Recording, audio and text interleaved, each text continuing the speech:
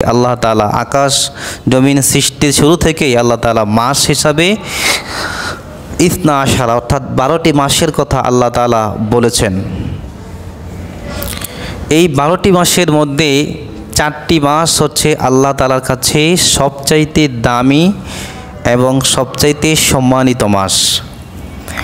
এই সম্মানিত মাসগুলোর মধ্যে 4টি মাস, 1 নম্বর হচ্ছে জিলহজ, দিলকাদ, মুহররম এবং রজব। এই 4টি মাসকে আল্লাহ তাআলা আল্লাহর কাছে খুব সম্মানিত মাস। তো এই জিলহজ মাস আল্লাহ তাআলা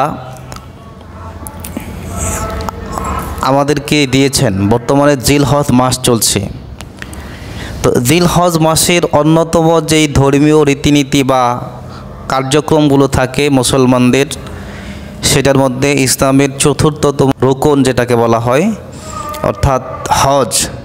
এই মাসের সবচাইতে বড় ইবাদত হলো হজ। অর্থাৎ আল্লাহ তাআলা ধনাঢ্যবান মুসলিম, যারা ধনী মুসলমান, যাদের সামর্থ্য আছে, এরকম মুসলমানদের উপরে আল্লাহ তাআলা হজকে ফরজ করে দিয়েছেন এই হজের মাসে।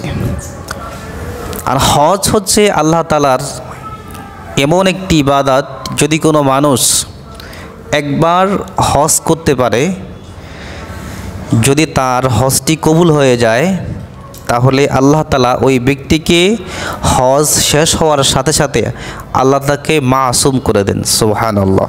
এই হজের ব্যাপারে বলা হয়েছে, যে ব্যক্তি একটি হজ করলো, একটি হজ যদি আল্লাহ তাআলার কাছে কবুল হয়ে যায়, কবুল হয়ে যাওয়ার সাথে সাথে একটা বাচ্চা জন্মগ্রহণ করলে, যেমন আজকে একটা বাচ্চা ভূমিষ্ঠ হলে ওই বাচ্চাটা যেরকম নিষ্পাপ, বেগুনাহগার, মাসুম, ঠিক যে ব্যক্তি হজ আদায় করলো, যার হজটি আল্লাহ তাআলা কবুল করবেন, তার উপমা ঠিক ওই শিশুর মতো, যে তার জীবনে কোনো গুনাহ নাই। সুবহানাল্লাহ। আমরা যে ইবাদতগুলো করি, এই ইবাদতগুলো হচ্ছে 2 প্রকার। একটা হচ্ছে ইবাদতে মালি, আরেকটা হচ্ছে ইবাদতে বাদানি। ইবাদতে বাদানি হচ্ছে শারীরিক ইবাদত, যেটার জন্য টাকা পয়সা থাকার দরকার নাই, শুধু ঈমান থাকলেই হলো। আরেকটি হচ্ছে ইবাদতে মালি, যেটা মালের সাথে সম্পৃক্ত, মালের সাথে রিলেটেড। অর্থাৎ আমার যদি টাকা থাকে তাহলে আমার উপরে যাকাত দেওয়া ফরজ, যদি টাকা না থাকে, নেশাব পরিমাণ সম্পদের মালিক যদি আমি না হই, তাহলে আমার উপরে যাকাত দিতে হবে না। এই যাকাতটা এটা মালের সাথে সম্পৃক্ত। এরপরেই রয়েছে হজ। এই হজটাও আল্লাহ তাআলা সবার উপরে ফরজ করে দেন নাই। আল্লাহু আকবার।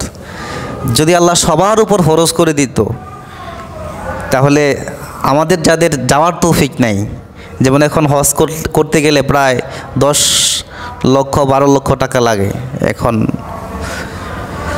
তো এই 10 লক্ষ 12 লক্ষ টাকা যদি আল্লাহ সবার উপরে আমভাবে ফরজ করে দিত, তাহলে যারা আমাদের যাওয়ার সামর্থ্য নেই, তাহলে আমরা একটা ফরজ তরক, একটা আল্লাহর ফরজ হুকুমকে পালন করতে পারতাম না।